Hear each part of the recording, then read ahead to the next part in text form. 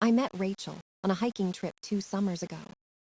She was radiant, camera in hand, sunlight chasing her every move. I was just another guy in a hoodie, carrying too much tech and too little charm. But she smiled at me, said she liked how I explained trail markers like code logic. We had coffee after the hike. She talked about her job in marketing and her growing follower count. 50,000 people watching her live authentically. Her phone was always between us, but I didn't mind. At first, it felt flattering to be part of her world. She made me feel visible, important, like I belonged in her feed. Our first date was at a rooftop restaurant I couldn't pronounce. She ordered wine that cost more than my week's groceries. I paid without hesitation. She posted a photo of her drink with the caption, "Self-love." I wasn't tagged. That became the pattern. I was always there, but never visible. A reflection in glass, a shoulder in a frame. She moved into my apartment piece by piece. At first, just her toothbrush. Then her skincare bottles, her ring light, her clothes. My minimalist space turned into an influencer's studio. Cables tangled with hair ties. Makeup brushes rolled under my desk. My fridge filled with oat milk and protein snacks I never touched. I told myself it was fine. I liked having her around. Her laughter filled the quiet. Her chaos made the place feel alive. But I noticed things. She never paid for dinner. Never offered when the bill came. She'd just look at her phone like a new notification had saved her. I told myself I didn't care. I was making good money. She was beautiful. That was enough. When my friends met her, they weren't impressed.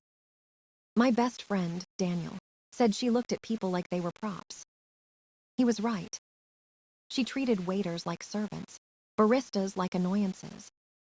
I once saw her make a 19-year-old cry over latte foam. I apologized after she left, but she said, "That's how you get respect." No, that's how you lose it. But I didn't say that.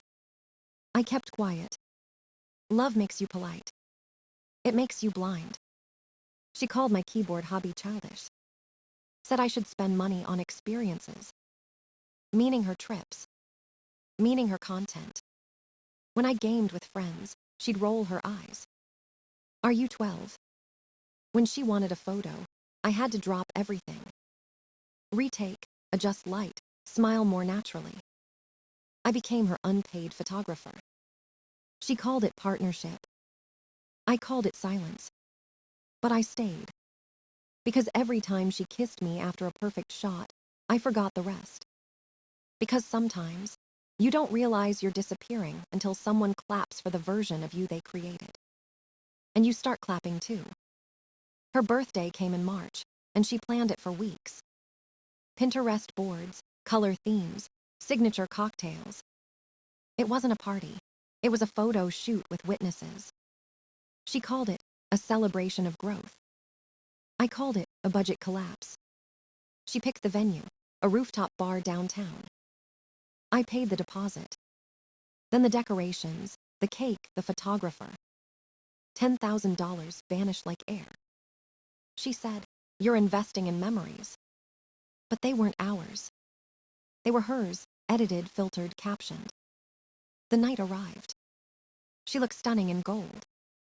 Her friends posed like backup dancers. Everyone had a camera.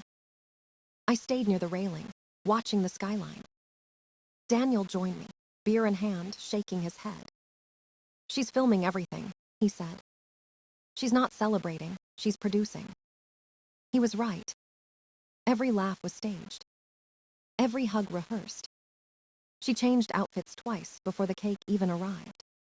When the time came for her speech, the crowd hushed. She climbed onto a chair, champagne glass raised high. Phones pointed up, recording every second. She thanked her followers first. Then her coworkers. Then her amazing support network. I waited for my name. It never came. Instead, she smiled and said, "Sometimes I wonder what my life would be like if I made better choices." People laughed awkwardly. She kept going. I wish I'd never met people who held me back. Then she looked at me. Her eyes locked on mine. And everyone followed her gaze. The laughter died. 50 people staring. I felt the heat of every phone lens on my face. I wish I'd never met some people, she said. My life would be perfect. It was like static in my ears. The music, the city noise, everything vanished. Just her voice, echoing in my head. Daniel whispered, "Don't react." But I already had. Not with anger. With focus. I pulled out my phone. Opened Venmo. Requested $10,000. In the description I wrote, "Birthday expenses, per your wish to erase mistakes." Her phone buzzed. She read it. Her face changed. Confusion, panic, disbelief. "What are you doing?" she hissed. "I'm granting your wish," I said loud enough for everyone to hear. "You wanted to erase me, so let's start with the bill." Someone gasped. A glass clinked against the floor. The photographer kept shooting. Of course he did. Her perfect night was falling apart in real time. I turned and walked away. Didn't grab my jacket. Didn't say goodbye. The door closed behind me, and the music faded into silence. Daniel caught up in the elevator. "Holy hell," he said. "Are you okay?" "I'm great," I said. "I'm about to make her wish come true." He looked at me. "What does that mean?" I smiled. "It means by tomorrow, she'll start forgetting I ever existed." The elevator dinged. The city lights glowed below. And for the first time in 2 years, everything felt clean. The next morning, I woke up calm. No anger, no regret, just purpose. Rachel had made her wish. I was going to honor it perfectly. Not with revenge, but with precision. I opened my laptop and started erasing. First stop, social media. Her Instagram had over 100 photos of us. I changed my username to deleted user 394. Switched my profile picture to a gray default icon. Then I edited every comment I had ever written. Replaced them with random numbers and symbols. Her feed looked like she dated a ghost. Facebook, Twitter, TikTok, same treatment. Every tag turned into user not found. Every memory became a glitch in her timeline. Next came shared albums. I removed myself from every photo using Photoshop. 6 hours later, she was smiling alone in every shot. Dinner tables with one glass. Sunsets with one shadow. It looked like she'd spent 2 years taking pictures with air. Then I moved to the real world. I called Daniel. "I need a favor," I said. "If Rachel asks about us, say you don't know me." He laughed. "You're serious?" "Completely. She wished I'd never existed. Let's make it true." He hesitated. Then he said, "All right, I'm in." I spent the rest of the day calling everyone who'd ever met her. Coworkers, neighbors, my doorman. I told them what she'd done, how she humiliated me. Then I asked them to play along. "Pretend you never met her," I said. "Pretend you never saw us together." Most agreed instantly. Some even sounded excited. "She was awful to service staff," one said. "She made our intern cry," another added. "Consider it done." Even Carlos, my doorman, was eager to help. "She never said thank you," he said. "I'll tell her I've never seen her before." By evening, the network was built. A living web of denial. Next, I gathered everything she'd left at my apartment. Makeup, clothes, chargers, little pink hair ties. Every trace of her. I packed them into a box labeled donations. Dropped it off across town. Changed my locks. Not because she had a key. Because I wanted the symbolism. New door, new code, new life. Then I called the rooftop venue. Told them there. Been a misunderstanding about the bill. "She booked the event," I said. "I barely know her." They checked the records. Her signature was there. Perfect. They agreed to send the invoice to her directly. One more thread cut clean. Finally, I blocked her everywhere. Phone, email, LinkedIn, Venmo. Even GitHub, just in case. By midnight, it was done. 2 years of memories wiped away. To anyone looking, we'd never existed together. And to her, soon, it would start to feel like a dream slipping through her hands. That's the thing about erasure. It doesn't make you disappear. It makes them doubt they ever saw you at all. 3 days passed before Rachel tried to contact me. Her messages came from unknown numbers, desperate and rushed. "Can we talk?" she wrote. I didn't mean what I said. I blocked every one of them. Each new number appeared like a ghost, knocking on a locked door. By the end of the week, she showed up at my building. My doorbell camera caught everything. She looked perfect, but her eyes were chaos. Carlos stood behind the desk, calm as ever. "I'm here to see Evan," she said. "Evan Miller, Unit 804. Carlos checked his logbook. "I'm sorry, ma'am. We don't give out resident information." "You know me," she insisted. "I'm his girlfriend. I've been here hundreds of times." Carlos flipped through the pages slowly, deliberately. "No record of you, ma'am. And Mr. Miller never mentioned a girlfriend." She blinked, confused, pulling out her phone. She showed him pictures, just her and empty space. Every tag said deleted account. "This doesn't make sense," she muttered. Carlos gave her a gentle smile. "Maybe you have the wrong building." She left trembling, glancing back at the glass doors. I watched it all from my couch, cereal bowl in hand. That's when it began, the unraveling.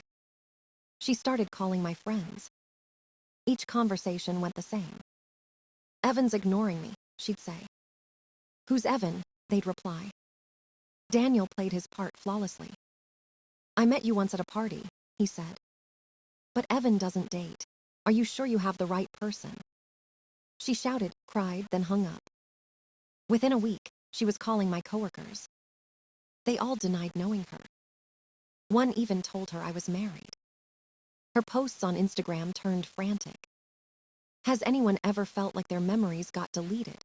she wrote. "Like someone you love just vanished." Her followers didn't understand. They unfollowed. Brands stopped emailing. Her perfect image cracked in real time. I saw screenshots through friends. Her captions shifted from bright filters to broken sentences. Reality feels like static. What if I dreamed everything?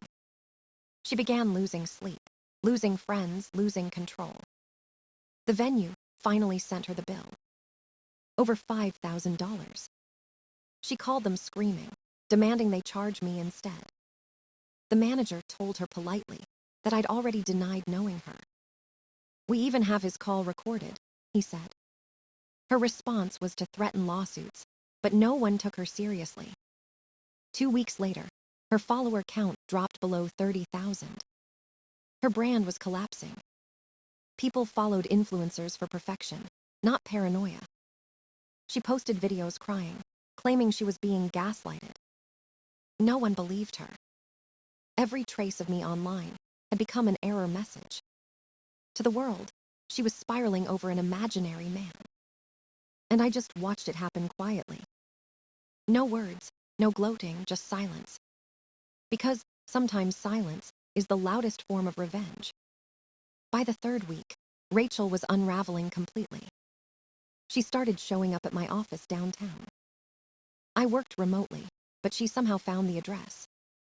The receptionist messaged me before she arrived. "She's here asking for you," she wrote. "Do you want me to call security?" I replied, "Just tell her I'm not here." Rachel walked in, makeup smeared, voice shaking. "I need to see Evan Miller," she said. "It's urgent. I'm his girlfriend." Jade, the receptionist, checked her screen calmly. "I'm sorry, ma'am. He's not in today." Rachel slammed her hands on the counter. "Call him, please. He knows me." Jade glanced at the guards.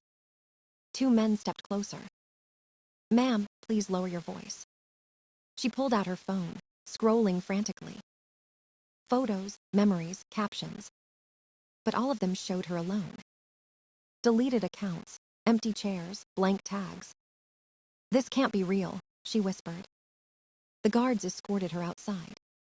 She sat on the curb for an hour, sobbing into her hands. Someone almost called for a wellness check.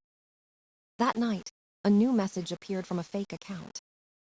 Please, Evan, I know you see this. I remember everything. The trips, the nights, the jokes. I'm not crazy. Tell me I'm not crazy. I didn't reply. Instead, I sent a screenshot to Daniel. He texted back, "You're terrifying." I didn't feel terrifying. I felt finished. The next day, she sent a letter. A real, handwritten letter, shaky ink and tear stains. She begged me to answer. Said she'd pay back the money. Said she'd apologize publicly. Said she couldn't tell what was real anymore. I read it twice. The words trembled off the page. For a moment, I almost felt something like guilt. Then I remembered the rooftop. The laughter. Her eyes when she said she wished she'd never met me. I lit the letter on fire in the sink. Watched the paper curl into black edges. Then I swept the ashes into an envelope. No return address. Just a note inside, per your wish. Daniel came over that night with beer. You actually sent her ashes? He asked. She wanted closure, I said. That's closure. He stared at me for a long time. You realize you've destroyed her life, right? She destroyed her own, I said. I just removed myself from it. He shook his head. You're ice-cold, man. Not cold, I said. Precise. 2 weeks later, Rachel deleted her Instagram. Her followers vanished. Her sponsors dropped her name. Rumor said she moved back to Houston. Therapy 3 times a week. Out of work. Out of control. Her sister called me once, screaming that I'd ruined her. I hung up mid-sentence. The truth was simpler. Rachel had wished for a life without me. And for the first time, she finally got exactly what she wanted. 6 months later, the world moved on. No one talked about Rachel anymore. Her name became another algorithm ghost. I still lived in the same apartment, cleaner than ever. No makeup on the counter. No lights for photos. Just quiet. Sometimes, I scrolled through her old tags out of curiosity. Nothing left. The account was gone. 40,000 followers vanished into digital dust. Her brand deals disappeared. Her friends stopped mentioning her. She had been erased twice, online and in memory. Daniel told me he saw her once at a grocery store. Hair shorter, eyes dull. No camera, no smile. She didn't recognize him. He didn't say a word. He just walked away. Later that night, he texted me. She's not the same person. I typed back, she got her wish. He didn't reply. I didn't blame him. Even I wasn't sure anymore who I'd become. People think revenge is about anger. It's not. It's about control. About restoring the balance someone broke. Rachel took 2 years of my life and turned them into content. I took her reality and turned it into silence. Fair trade. Sometimes I replay that night in my head. The rooftop. The lights. Her voice saying she wished she'd never met me. I can still hear the crowd laughing, unsure what to do. It feels distant now, like a bad movie I once watched. No emotion left, only data. If I think about it too long, I almost feel nothing. Almost. Her sister called once more months later. Said Rachel was still in therapy. Said she barely talked. Said she blamed herself for everything. I said nothing. What was there to say? Actions have echoes. Words have weight. And sometimes, they collapse the person who spoke them. After that, I stopped checking her name. Stopped looking for updates.